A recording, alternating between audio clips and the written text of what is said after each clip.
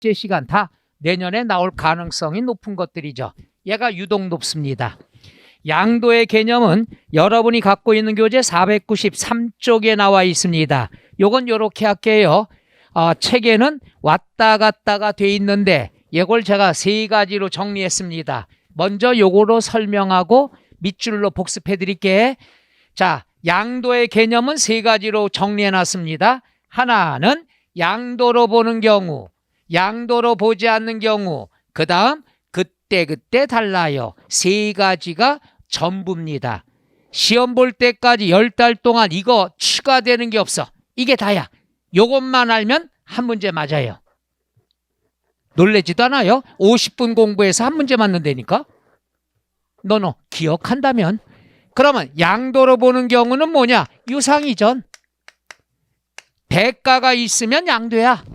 그런데 무상이전, 공짜는 양도가 아니라 증여 또는 상속이 된다고 그랬죠. 해서 먼저 유상이전이냐 무상이전이냐 끝. 그 다음에 뭐냐? 유상이전, 양도로 보는 거는 단어만 알면 돼요. 얘가 답이야. 힌트야. 그럼 하나 볼게요. 첫째, 매도. 매도라는 것은 팔았단 얘기죠. 그럼 파는 사람 입장에선 매도라고 그러고 사는 사람 입장은 뭐라고 그러죠? 매수라고 그러죠. 매도와 매수를 합해서 매매 이렇게 나올 때도 있다는 얘기죠. 자, 그림 보면은 갑이라는 사람이 건물이 있어. 을에게 팔았어. 그러면 갑은 누가 되는 거냐? 매도인, 양도인이 되는 거고, 그 다음 을은 매수인 또는 양수인이 된다는 얘기죠. 이해가요? 이렇게 매도, 매수 합해서 매매라고도 출제가 된다는 것. 사고 파는 것. 그럼 이런 매매가 일어났을 때 혼자서 매매가 되는 건 아니죠. 거울 보고 네가 살래? 말래? 무지 무섭습니다. 특히 비 오는 날 9시에 그러면. 그러면 이런 경우에는 어떻게 하느냐? 쌍방이 매도인 입장에서는 나갔죠. 우리가 아까 얘기했어. 재산이 감소가 되면 뭘로 본다? 양도로 보는 거야. 증가가 되면 뭘로 본다? 취득으로 보는 거야. 그건 무조건 아셔야 돼. 얘는 나갔으니까 양도로 보는 거고 얘는 들어왔으니까 취득으로 본다는 얘기죠. 그러니까 오늘은 양도소득세 단원이니까 양도인 입장만 공부해. 그럼 잊어먹을만 하면 다음 1월 달에 취득세 시간에는 얘가 또 나온다는 얘기죠. 취득세, 양도소득세. 그 다음에 뭐가 있냐? 교환. 얘 친해져야 돼요. 교환이란 말이 세법에서 굉장히 비중이 있는 편입니다. 교환의 뜻이 뭐냐? 기브 앤 테이크. 헌집 줄게 새집 다오. 그러면 교환을 했을 때 갑이라는 사람이 집을 주고 그 다음에 을이라는 사람의 토지를 받았어. 기브 앤 테이크죠. 그러면 쌍방, 교환은 뭐냐? 쌍방이 납세 의무가 두 가지씩 발생합니다. 즉 나가는 거에 대해서는 양도가 되는 거고 들어오는 거는 취득이 된다는 얘기죠. 그래서 교환을 했을 경우에는 한 사람이 두 가지 의무가 성립이 된다. 나가는 것은 뭐가 된다? 양도, 감소가 됐으니까. 들어오는 건 증가가 됐으니까 취득이 된다는 얘기죠. 그래서 교환은 취득세 시간에 또 나온다는 얘기죠. 교환 친해져야 돼요. 기브 앤 테이크. 그 다음에 법인에 대한 현물 출자. 법인에 대한 현물 출자는 갑이라는 개인이 있는데 건물이 있어요. 자, 우리가 투자를 출자라는 용어를 써. 출자는 투자야. 그럼 투자할 때는 금전으로 하면 금전 출자야. 돈으로 하면. 물건으로 투자를 하면은 현물 출자라 얘기하죠. 현물 출자는 개인의 부동산을 S전자에다 투자하는 거야. 그러면 법인에다가 부동산을 투자를 했다. 그럼 결국 소유권 이전이 돼야 되겠죠. 개인 입장에서는 소유권이 나가죠. 재산이 감소가 되죠. 그럼 뭐가 된다? 양도. 오늘은 얘만 배우는 거야. 그럼 다음에 취득세 시간에는 S전자는 건물의 소유권이 들어오겠죠. 건물이 증가되죠. 그럼 받는 법인은 뭐가 된다? 취득이 된다는 얘기죠. 이해가요? 현물출자? 그래서 매도, 교환, 법인에 대한 현물출자 요 세 가지는 양도에서도 나오고 취득에서도 나온다는 얘기죠.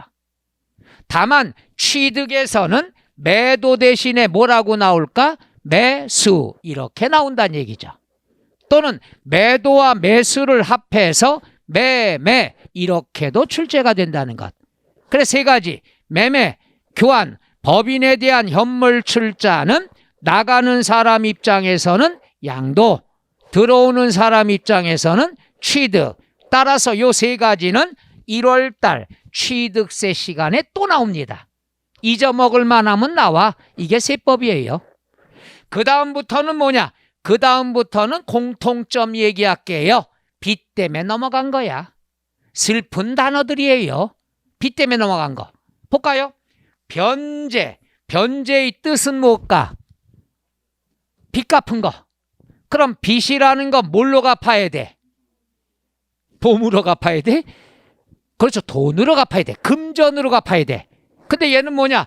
돈이 없어. 돈이 없어서 물건으로 대신 갚았다 이거야.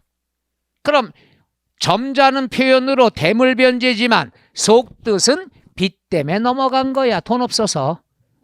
말 이해 가요? 그럼 1억 때문에 넘어갔다. 그러면 1억은 안 갚아도 되잖아.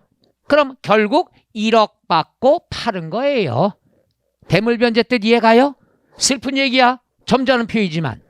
요걸 친구들한테 친구를 선별하는 방법 중에 하나가 될 수도 있어요. 뭐냐면은 내가 상가 건물이 있어. 상가 건물이 있는데 어느 날 빚 때문에 경매 넘어갔어. 송년회 모임에 친구들끼리 만나면 물어보겠죠. 야, 너 상가 건물 있던 거 어떻게 됐어? 그럼 거기에서 한숨 쉬고 한 박자 쉬고 그리고 빚 때문에 넘어갔어. 그렇게 얘기할 수밖에 없죠. 근데 그럴 필요 없어요. 남자는 가오가 중요한 거예요. 죄송합니다. 나쁜 말 써서. 그렇잖아요. 자존심.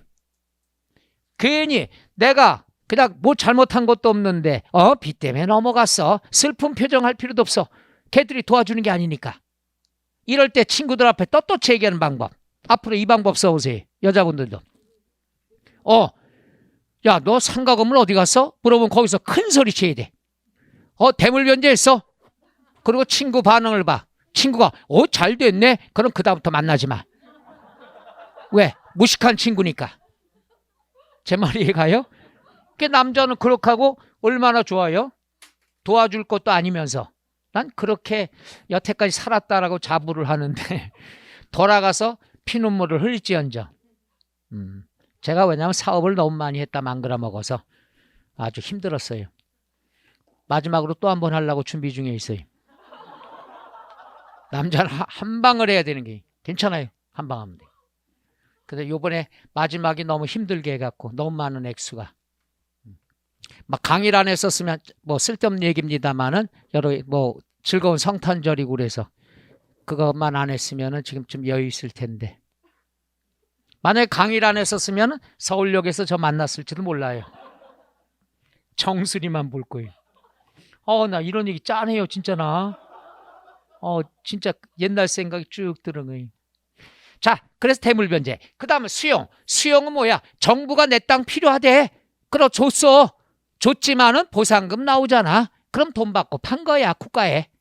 그 다음에 경매 공매. 내가 1억의 빚을 못 갚아서 경매 나갔어. 그럼 결국 뭐야? 내 부동산은 줄어들었지만 빚은 갚을 필요 없겠죠. 그럼 1억 받고 판 거야. 유상이전. 다 단어가 불쌍해. 물납. 물납은 재산세에서 배웠습니다. 재산세에서 세금은 금전으로 납부해야 되는데 세금 금액이 너무 커. 돈 마련하기가 힘들어. 그럼 가지고 있는 부동산으로 세금을 냅니다. 그 부동산으로 세금 낸다. 물건 납부. 줄여서 뭐라고 그러죠? 물납. 그럼 1억에 세금 때문에 부동산 줬다. 그럼 1억 받고 판 거야. 그 다음에 이제 어려운 게 채비지, 보류지가 나오는데 우리가 다른 과목에서는 채비지, 보류지의 뜻을 자세히 배웁니다. 세법은 뜻이 중요한 게 아니야. 이걸 어떻게 했냐 이거죠. 사실 뜻을 본다면은 요거예요. 갑이라는 사람이 토지가 있는데 도시개발법 또는 법률에 의해서 내가 사업비용을 부담해야 돼. 돈이 없어. 가지고 있는 땅으로 야 사업비 대신에 이 땅으로 퉁치자 줄 때가 있죠.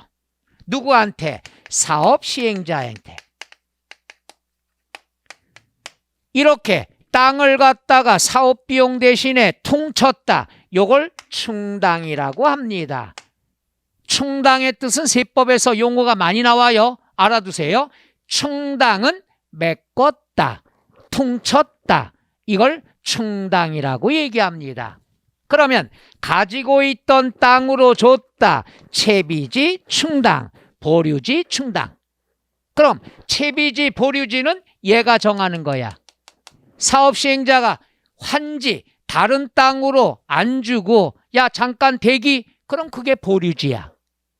또 땅을 바꾸서 잠깐 요거는 나중에 팔아서 공사비 줄 거야. 그럼 채비지가 되는 거고. 세법에서는 채비지, 보류지 개념이 중요한 게 아니야. 이 땅을 어떻게 했느냐? 충당했다. 그러면 개인 입장이야. 땅을 줬다 이거야. 사업비용 대신에. 오케이? 그럼 결국 사업비용 대신에 줬죠. 갑이 개인적으로 원해서 그런 거야? 아니야. 법률 때문에 뺏긴 거야. 그러니까 얘는 어떻게 된다? 보상금 나오겠죠. 보상금 나오지만 짜네 안 짜네?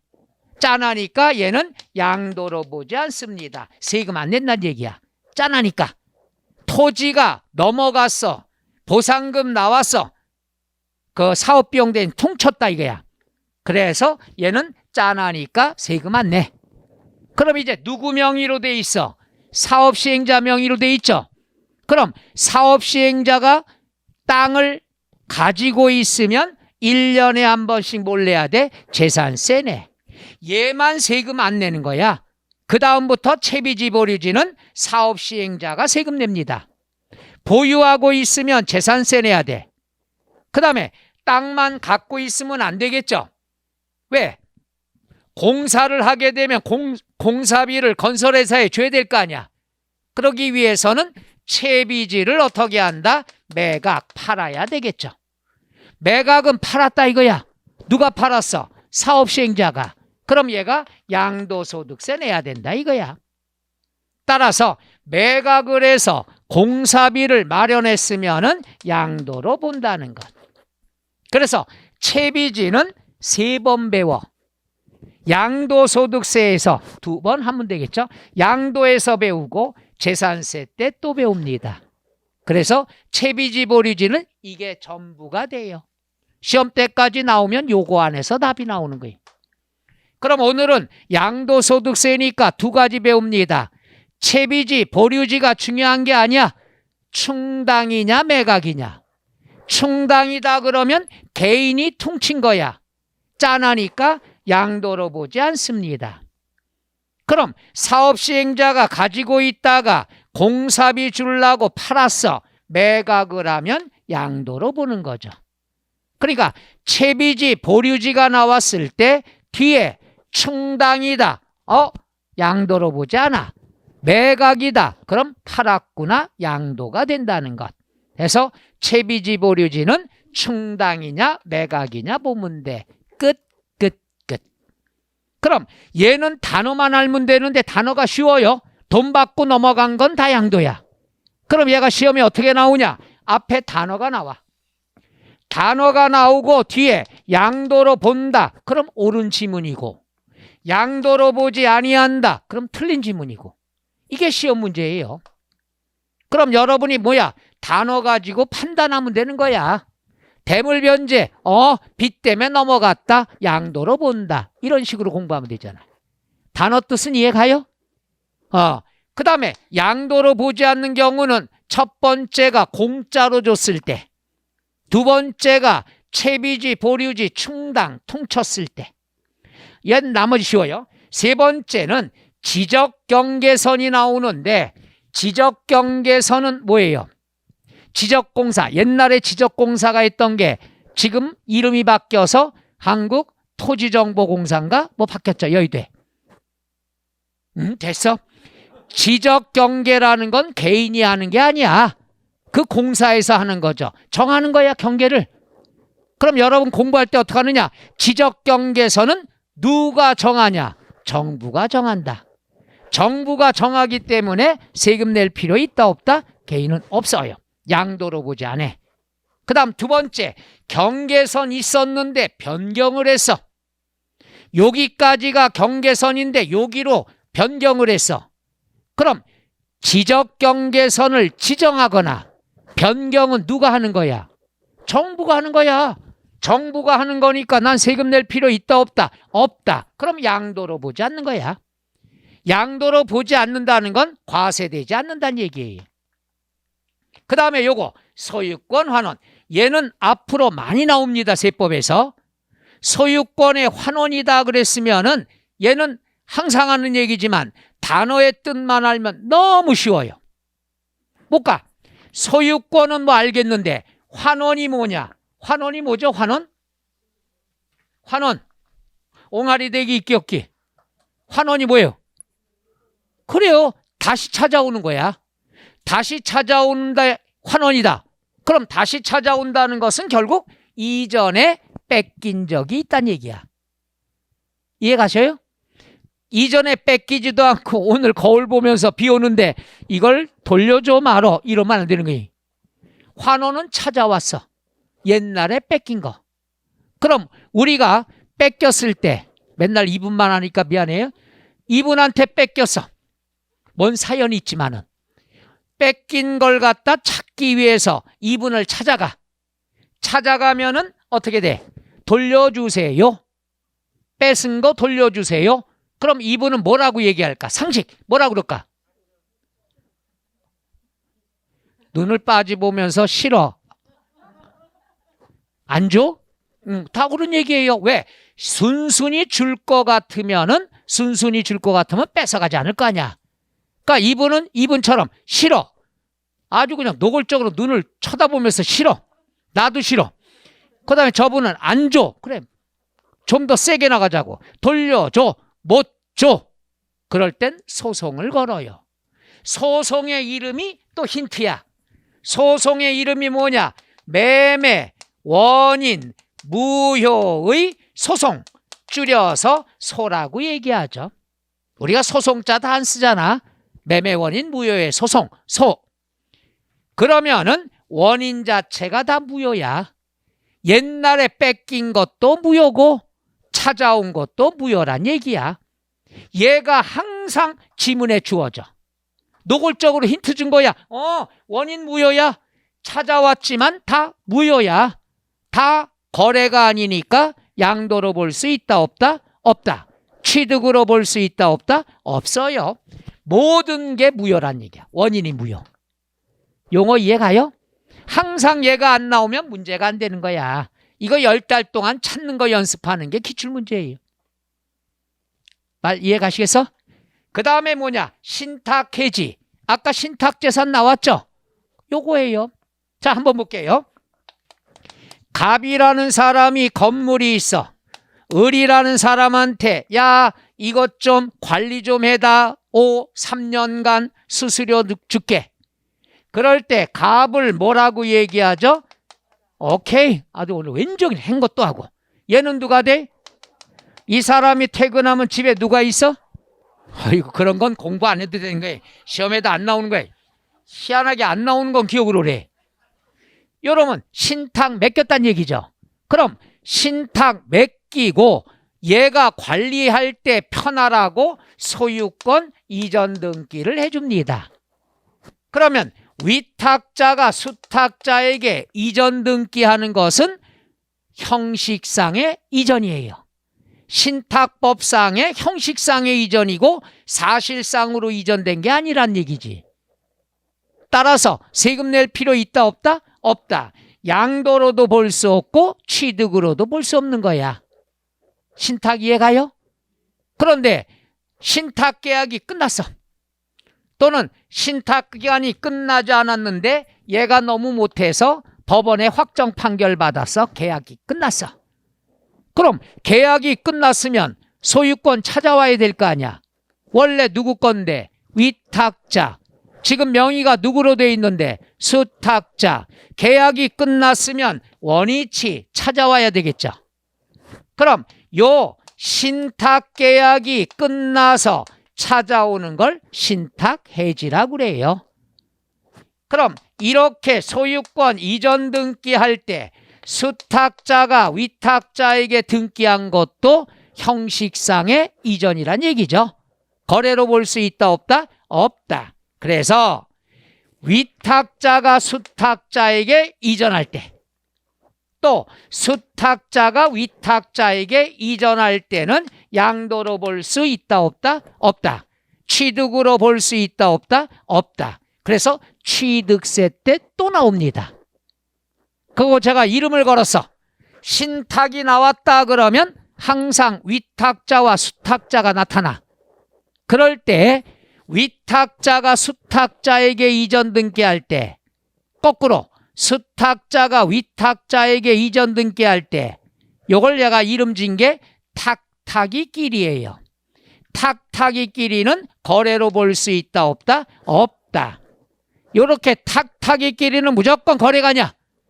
따라서 양도도 아니고 취득도 아니고 과세가 안 돼. 요게 몇 년 전에 독립문제로 나왔습니다. 다음 중 과세되지 않는 것은 하고 1. 위탁자가 수탁자에게, 수탁자가 위탁자에게, 이렇게 독립문제로 나온 적이 몇 년 전에 있습니다. 오늘 알아두실 때 우리가 신탁 해지가 나왔다. 그럼 소유권 이전 등기는 위탁자가 수탁자, 수탁자가 위탁자, 즉 탁탁이끼리는 거래로 볼 수 있다 없다? 없다. 양도로 본다 안 본다? 안 본다. 취득으로 본다 안 본다? 안 본다. 탁탁이 뜻 이해가요? 어? 불안해 죽겠네. 탁탁이. 그 다음에 마지막. 이거는 참 왜 이게 시험에 자주가 아니라 가끔 나왔는지 모르겠어. 이건 뭐냐? 아버지가 사업의 실패로 인해서 아버지의 상가 건물이 경매 나왔어. 이걸 아버지가 돈이 없어서 경매 넘어갔는데 아버지가 또 비자금 가지고 다시 자기가 경매로 재취득했다. 자기 재산을 자기가 재취득하는 것은 거래로 볼 수 있다 없다? 없는 거예요. 자기 거 자기가 가져왔으니까.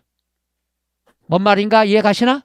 다시 말하면 아버지 명의로 돼 있으면 낙찰될 때까지 아버지 명의로 돼 있는 거야.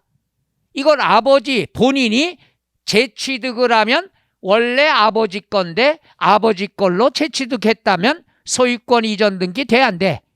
아버지 건데 아버지 거.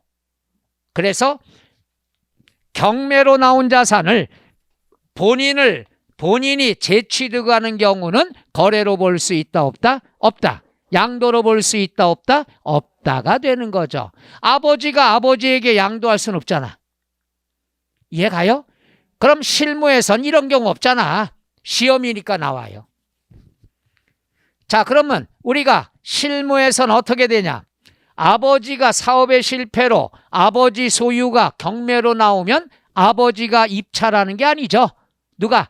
아들끼리 돈 모아서 입찰해서 경매대금 주고 소유권을 아들들이 갖고 그 다음에 아버지 보고 사용하라고 빌려주는 경우가 많이 있죠. 사회에서는. 그런 경우 모르시나? 얼마 전에 돌아가셨지만 전직도 그분도 그분의 재산들을 갖다가 뭐 골동품 이런 것들이 세금 체납 때문에 경매 공매 나온 걸 자식들이 해가지고서 보관하고 있으면서 아버지 명의로 돌려놓으면 또 압류가 들어오니까 그런 경우가 있지. 본인이 재취득하는 경우는 있다 없다? 없다. 끝. 요거야. 그러니까 얘들은 지문에 이 내용이 안 나오면 문제가 안 되는 거야. 그럼 여러분이 할 건 외우는 게 아니야. 요 지문의 뜻, 단어의 뜻만 알면 끝난다. 그리고 얘는 쉬워요. 왜? 오로지 한 방향이야. 양도로 본다 안 본다. 양도로 본다 안 본다. 끝. 이렇게뿐이 안 나와. 그래서 우리가 두 가지보다는 시험에 나오는 게 요거죠. 기타. 기타가 왜 중요하냐? 얘가 나올 가능성이 높은 거죠. 자, 그러면 왜 얘가 중요한 거냐? 그러면 얘는 두 갈래 길이야. 그때 달라요. 어디 있나 찾느라고 힘들죠? 빨리 하고 밑줄 쳐드릴게. 왜냐면 기본서가 1, 2, 3 순서대로 나온 게 아니라 이게 1번에 들어가고 막 섞여 있어요. 그래서 설명을 안 듣고 보면은 무지하게 헷갈립니다. 그래서 정리하고 해드릴게. 그놈의 의식병들이 있어서 몇 페이지에 있나 궁금해 죽겠죠? 그게 시험 볼 때 나타나잖아. 1번이 정답이면 이걸로 넘어가면 되는데 정답은 얘가 확실한데 밑에는 뭐가 있을까? 찾다가 헷갈리는 게 있으면 엘리베이터 타고 끝난다는 얘기야. 그래서 그건 다 자신감이 없어서 그래요. 앞으로 시험 볼 때까지 자신감 키워드릴게.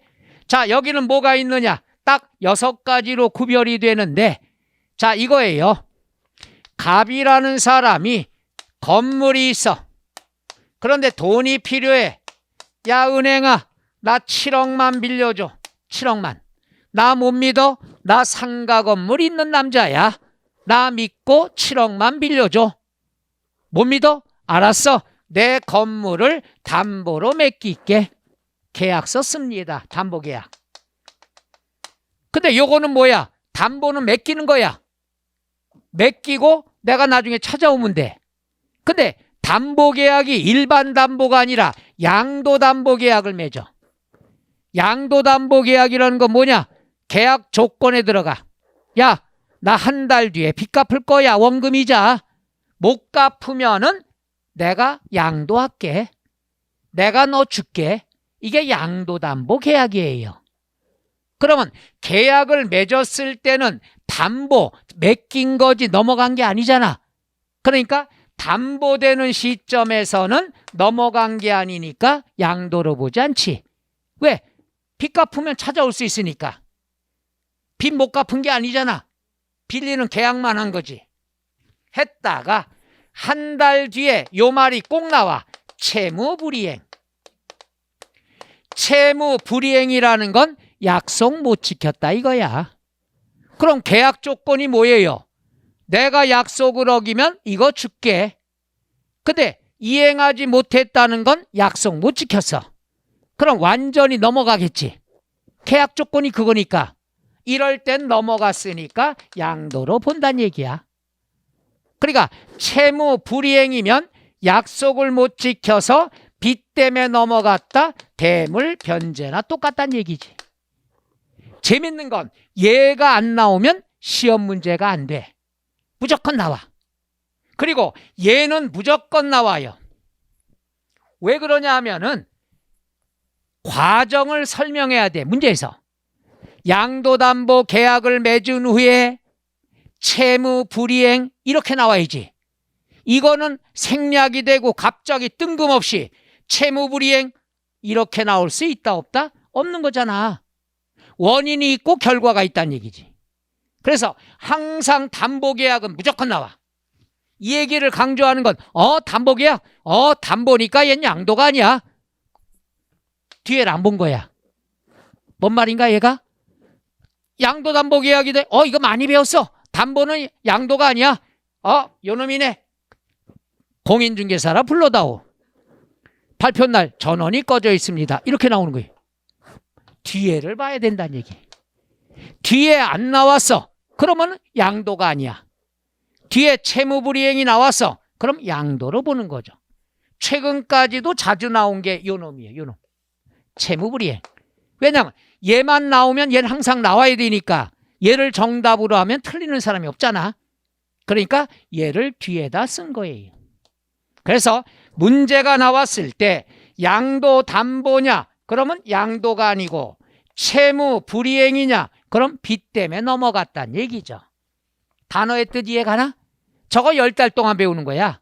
지문을 보면은 과거에 몇십 년 기출문제 다 이거에 해당하는 건 이게 답이야. 이걸 벗어날 수 없어. 또 하나 볼게요. 왜 세법에서는 이혼에 관한 문제가 자주 나오냐 이거야. 희한해요. 공인중개사 시험에. 이혼이 나왔어. 이혼을 하면은 우리가 서로 갈라쓰는 거죠. 그럼 조금이라도 더 뺏어가려고 애쓰겠지. 몇 가지를 뺏어가야 돼? 이혼하면. 여러분 개인적인 얘기는 하지 말고 이혼하면 그때는 한 분이 그래요. 금방 대답이 나왔어. 이혼하면 몇 가지 뺏어가요? 2가지. 뭡니까? 집하고 애 이러는 거예요. 그건 지금 그분이 그런 상황이 되는 것 같아. 그래서 내가 짠하다고 힘내세요. 그냥 사세요. 이렇지. 이혼을 하면 세법상으로는 2가지가 따라다녀. 하나는 뭐냐? 재산분할. 재산분할. 여기서 분할이라는 건 뭐냐? 원래 자기 거야. 원래 자기 지분이 있어. 그 지분대로 쪼개는 거야. 그럼 우리가 얘기했죠. 증가가 되면 취득이고 감소가 되면 양도인데 재산분할은 원래 자기 거대로 가져가는 거야. 자기 거대로 찢어가는 거야. 감소된 거 있어 없어? 증가된 거 있어 없어? 원래 자기 거대로 쫓아가는 거야. 예를 들어서 남자가 70% 있고 여자가 30% 욕먹었다 또. 남자가 50% 있다 이거야. 그러면 밥 먹다 싸웠어. 갈라서 땡큐. 그럼 분할이야 이게. 원래 자기 걸 갖다가 공동명의를 단독명의로 이전하는 거에 불과한 거야. 증가된 거 없어. 감소된 거 없어. 그냥 원래대로 쪼개는 거야. 그럼 얘는 양도로 볼 수 있다 없다? 없다. 그런데 2번째 뭐가 있냐? 위자료조로 소유권 이전 등기를 했어요. 여기서 위자료라고 하는 것은 세법상 빚이라고 보면 돼. 위자료 1억을 줘야 돼. 주면 끝이야. 근데 1억을 마련하기가 쉽지 않아. 그래서 한 사람 남편 명의로 돼 있는 땅을 소유권 이전을 했어. 위자료조로 위자료를 대신해서 돈을 줘야 되는데 돈이 없으니까 1억짜리 부동산을 소유권 이전했다. 그럼 주는 사람 입장은 부동산이 증가해요, 감소해요? 감소가 되니까 양도로 본다는 얘기야. 말 이해 가셔? 힌트가 나와. 위자료조로 이전해줬대. 이전했으니까 부동산이 감소가 되지. 감소가 되면은 빚 때문에 넘어간 거야. 위자료조로 줬다는 건. 위자료조라는 거 이해 가나요? 이거에 대해서 여러 가지 방법이 있어요. 진짜 사랑해서 헤어지느냐, 왼수돼서 헤어지느냐에 따라 다른 게 있습니다. 진짜 사랑했다. 그러면은 현찰로 주면 돼. 현찰이 없으면 내 명의로 된 거 팔아서라도 현찰 주면 돼. 사랑하기 때문에 헤어지면. 그럼 서로 간에 세금은 나만 부담하고 배우자는 세금 부담이 없으니까. 이게 진짜 사랑하는 거예요. 2번째, 물귀신 작전. 너 죽고 나 죽자. 그럼 어떻게 돼? 돈이 있어도 돈으로 안 줘. 부동산으로 줘. 나는 양도소득세 내겠다 이거야. 너는 취득세 내라 이거야. 이게 물귀신 작전. 그 다음에 3번째는 뭐냐? 너 죽어봐라. 나는 살고 너는 죽어라. 이럴 때는 소유권 이전을 해주는데 비과세되는 주택으로 줘. 돈이 있어도. 그럼 나는 양도소득세 안 내. 비과세. 너는 취득세 내. 너무 예민하게 실물했나? 이런 게 중에 하나가 왜 이 유치하게 설명하냐? 그 비과세 되는 걸 갖다가 소유권 이전해 주는 게 난이도가 높은 거거든요. 과거의 시험에 한번 출제가 됐기 때문에. 그래서 헤어질 때, 이혼을 했을 때는 3가지 경우가 있습니다. 요건 실물을 많이 활용하면 돼. 진짜 사랑하면 뭘로 줘라? 그 돈으로 줘라 이게. 세금 부담 없어. 근데 같이 죽자. 물귀신. 그러면 부동산으로 주는 거야. 나도 세금 내고 너도 세금 내자. 나는 살고 넌 죽어라. 그러면 비과세되는 부동산을 줘라 이거야. 나는 안 내고 너만 내게. 이런 게 실무예요. 어떤 사람은 이 내용을 막 쓰더라고. 그분은 이제 현재 상황이 심각한 상황이에요. 이게 다 강의하다 보면 세법 강의하면 들통이 나요. 그래서 두 가지. 이혼이 나왔을 때는 재산 분할이냐 위자료냐. 항상 얘가 안 나오면 문제가 안 돼요. 여기 나온 지문이 답 찾는 거야. 시험에 똑같이 나와. 그 다음에 공유물 분할이 있어요. 공유물 분할이다. 또 나왔네. 재산 분할, 공유물 분할이 나왔는데 분할이라고 한다는 것은 자기 거, 원래 자기 거대로 자르는 거야. 말 이해가요? 그럼 공유가 뭐야? 공유. 공동소유. 이러면 대답이 편해. 뭘 가치야 가치는. 공동소유가 있다가 자르는 게 분할이란 얘기야. 공유가 뭐라고 그랬어요? 공동소유야. 미남 배우 이름이 아니야. 미남 배우면은 내가 들어올 때 불 꺼. 여기다가 칼 꽂고 내가 올 테니까. 이것도 안 맥히고 죽겠어요. 그럼 공유물 분할이다 그랬으면 뒤에가 문제야. 보세요.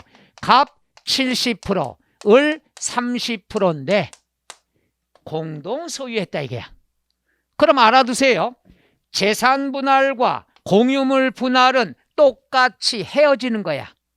근데 부부끼리 헤어지면은 재산 분할이야. 부부가 아니고 헤어지면 공유물 분할이 되는 거야. 용어 이해가요? 재산 분할은 친구끼리 일어나는 게 용어가 아니에요. 부부끼리 갈랐을 때 하는 게 재산 분할이야. 부부가 아니면은 공유물 분할이라는 용어를 씁니다. 그러면 각자가 밥 먹다 싸웠어. 갈라서 땡큐. 그러면 자기 거대로 명의를 바꾸는 거야. 공동 명의를 단독 명의로. 재산이 감소된 거 있어 없어? 없잖아. 따라서 지, 분, 별로 쪼개면은 감소된 게 없으니까 양도가 아니야. 두 번째 뭐냐? 요거죠. 이건 재산 분할도 해당이 돼요. 뭐냐? 70%인데 야 갈라서 땡큐 쪼개면 되는데 갑이 세금 내야 되는데 돈이 없어. 야 을아 너 10%만 네가 좀 인수해라. 지분을. 그럼 갑은 10%가 줄어들었죠. 대신 돈 들어오잖아. 이해가? 따라서 지분이 감소가 되면은 뭘로 본다? 양도로 본다. 그 다음에 을은 10%가 늘어나겠죠. 대신 돈 나가죠. 증가되면 뭘로 본다? 취득으로 본다는 거야. 그럼 증가는 취득세에서 배울 거니까 오늘은 증가는 빼자 이거야. 그럼 이게 시험 문제인데 얼마나 힌트를 노골적으로 줘. 공유물 분할 다음에 얘가 꼭 나와. 그럼 공유가 뭔지 몰라도 감소가 됐대. 감소가 됐으면 뭘로 본다? 양도로 본다. 이렇게 찾는 거예요. 얘가 안 나오면 문제가 안 되거든. 말 이해가죠? 그래서 제가 말씀드린 게 증가냐 감소냐. 증가는 취득으로 보는 거고 감소는 양도로 본다. 그것만 알아도 답 찾아. 세법은 이렇게 감소됐어요. 틀리지 마세요. 노골적으로 힌트가 주어진다는 얘기. 이걸 못 찾으면은 사람이 아니문이다. 이거죠. 힌트, 답을 주는데. 그 다음에 보자. 똑같아. 환지. 환지다 그러면 땅을 교환하는 거야. 그럼 땅을 교환할 때는 어떠한 건 필요 없어. 땅을 바꿀 때는 이 땅 주고 이 땅 받은 거야. 내가 원해서가 아니라 정부 정책에 법에 의해서.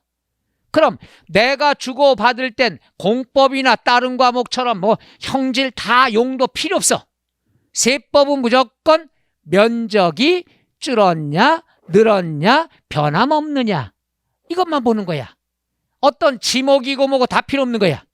면적만 보는 거야. 가격도 필요 없어. 자, 이게 무슨 말이냐? 갑이라는 사람, 에이 빼버려 맨날 갑이야. 1번지에 땅이 있어. 농지 50제곱미터가 있어. 원래 내 땅이야. 원래 내 땅을 세련된 말로 권리면적이라고 하는데 정부가 이 땅을 필요로 해 주었어. 그리고 8번지에 있는 땅으로 받았어. 땅을 교환한 거야. 이게 농지가 될 수도 있고 택지가 될 수도 있고 세법은 가격은 비교하지 말어. 면적만 50제곱미터 받았어. 1번지 땅을 주고 8번지 땅을 받았어. 근데 면적은 50, 50 변함이 없죠. 양도로 본다 안 본다?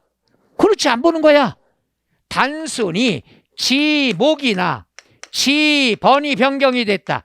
지번은 바뀔 수밖에 없죠. 번지수는 바뀌어. 이 땅 주고 저 땅 받지. 요 땅 주고 요 땅 받는 건 아니란 얘기지. 그 다음에 두 번째, 50제곱미터를 주고 40제곱미터를 받았어.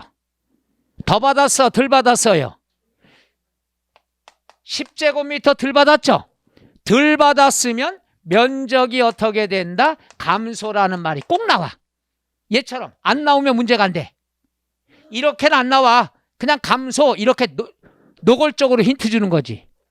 감소가 되면 감소된 만큼 보상금이 나옵니다. 그러니까 뭘로 본다? 양도로 본다. 요거요. 만약에 50을 주고 70제곱미터 받았다. 그럼 20이 늘어났죠? 늘어나면 돈 줘야 돼. 그렇지, 취득으로. 이제 이해가? 그럼 얘가 답 찾는 게 이렇게 찾는 거예요. 공식. 환지가 나오면 아, 땅이구나. 땅은 면적을 봐. 뒤에 면적 감소. 그러면 양도로 본다. 정답. 양도로 보지 아니한다. 틀린 답. 이렇게 나오는 거야. 아주 힌트를 주잖아. 감소. 다시 한번 얘기하면 감소는 뭘로 본다? 양도. 취득은 증가는 뭘로 본다? 취득. 그거 알면 끝이야. 이게 답이야. 여태 과거에 올해까지 시험 본 것 중에 여기에 해당하는 게 나오면 다 이 안에 답 있는 거야. 다 풀 수 있어. 너 공부한다면. 그 다음에 뭐가 있냐? 요 두 가지는 취득세 때도 나옵니다. 오늘 공부하면 좋죠. 부담부 증여. 부담부 증여는 뭐냐? 요거 지워도 되나요? 그럼 부담부 증여는 뜻을 알아야 돼. 증여는 공짜로 줬다는 뜻이죠. 자, 볼게요. 시험에 자주 나왔었어요. 갑이라는 사람이 건물이 10억짜리가 있어. 홍삼 얘기하면 안 돼요? 자, 10억짜리가 있는데 이걸 아들에게 증여하려고 보니까 증여세가 너무 부담이 돼. 그래서 은행에서 돈을 빌려. 얼마 빌리죠? 그건 또 왜 외워? 시험도 안 나오는 거. 1년 내내 7억 빌릴 거예요. 7억을 빌렸어. 그런 다음에 아들을 불러. 아들아, 나 건물 너한테 공짜로 줄게. 증여할게. 그런데 증여세 부담이 많이 크니까 네가 은행빚을 떠안어라. 은행빚 네가 갚아라. 그러면 아버지의 채무를 부담한다는 조건부로 줬다. 그래서 뭐라고 그런다? 부담부 증여라고 하는 거야. 그러니까 먼저 부담부 증여의 뜻을 아셔야 되겠죠. 부담부 증여는 공짜로 줬으니까 증여인데 조건이 붙는다. 아버지의 채무를 부담한다는 조건부다. 이걸 뭐라고 그래요? 부담부 증여. 그러면 쌍방이 어떤 의무가 있느냐? 이걸 봐야 되는데 주는 사람은 7억 갚을 필요 있어요? 없어요? 없어요. 그럼 결국 7억 받고 양도한 게 되는 거야. 이거 시험에 나왔어요. 7억. 그러면 나머지 3억은 주는 사람은 신경 안 써. 왜? 증여세는 받는 사람이 부담하는 거니까. 주는 사람은 7억 안 갚어. 그럼 7억 받고 판 거야. 이해 가셔? 어려워요? 이거 대신에 이거 줬으니까 이거 받고 판 거야. 그럼 받는 사람은 아들은 7억을 빚을 떠안았죠. 그러면 7억을 뭐라 그러냐? 채무 상당액이라고 그래. 빚 더하는 거 얼마예요? 7억은 7억 주고 산 거야. 아버지 상가를 7억 주고 산 거야. 그럼 7억은 유상. 넘기는 사람은 양도지만 사는 사람은 우리가 뭐가 된다? 취득으로 봐야 되겠죠. 유상이라는 것만 알면 돼. 그런데 7억은 내가 떠안았지만 10억짜리 받았으니까 채무를 제외한 금액이 얼마야? 3억은 공짜로 받았어. 뭐가 된다? 증여가 된다는 것. 증여세는 받는 사람이 부담하는 거예요. 증여를 받았다. 그럼 세금 2번 내. 증여세 1번 내고 취득세 내는 거야. 그럼 시험에 나올 땐 뭐가 나오냐? 얘가 나오는 거예요. 부담부 증여가 나왔을 때 채무냐 채무를 제외한 거냐? 이거 말고는 안 나와. 그럼 채무액은 양도로 보는 거고 채무를 제외한 거는 양도가 아니다. 뭘로 본다? 증여로 본다는 얘기야. 이게 공식이야. 시험에 뭐가 많이 나오냐? 채무가 제일 많이 나와요. 답을 가르쳐 줄게. 부담부 증여가 나왔다. 그럼 10달 동안 채무냐 채무 제외냐? 이거 이상의 건 안 나와요. 제가 분석을 해서 정확하게 될신한 간단하게 답 찾자 이거야. 너저분하게 하지 말고. 이거면 그냥 나와.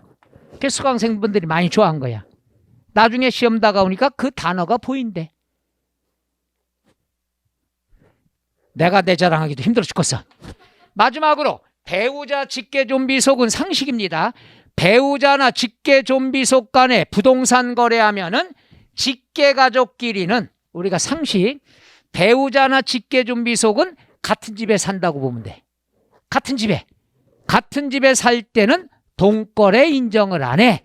원칙은 뭘로 본다? 증여로 봅니다. 같은 집에 살면.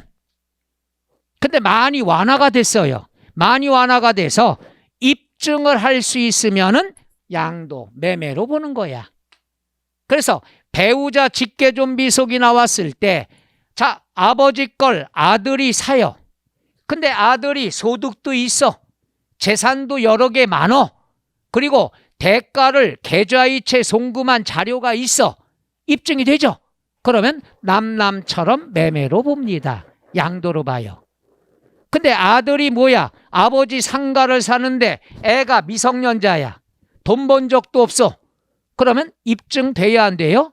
안 되니까 증여로 보는 거다 이거지. 그래서 요 2가지에 관한 건 실무에서도 많이 쓰이고 특히 부담부 증여는. 그 다음에 요 2가지는 취득세 때 똑같습니다. 취득세 때 또 한번 설명할 거야.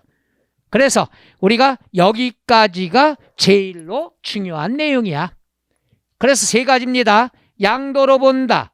양도로 보지 않는다. 그때 달라요.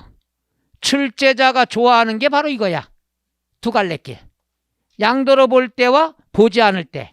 요거 찾는 연습만 하면 되죠.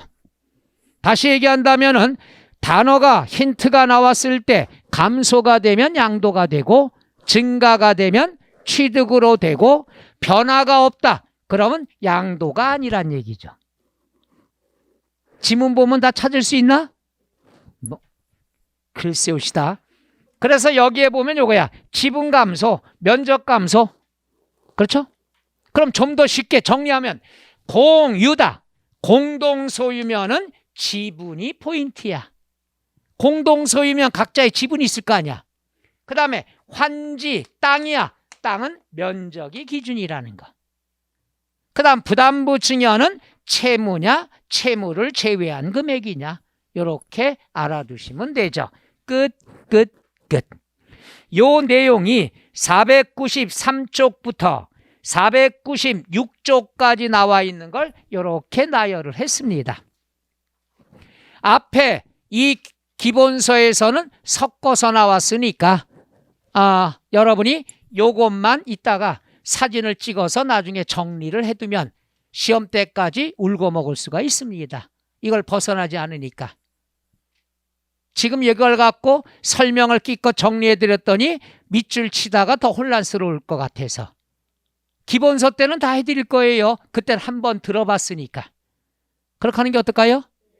그럼 저는 10분간 혼자 놀고 있다가 들어올 테니까 열심히 조금만 쉬었다 하도록 하자.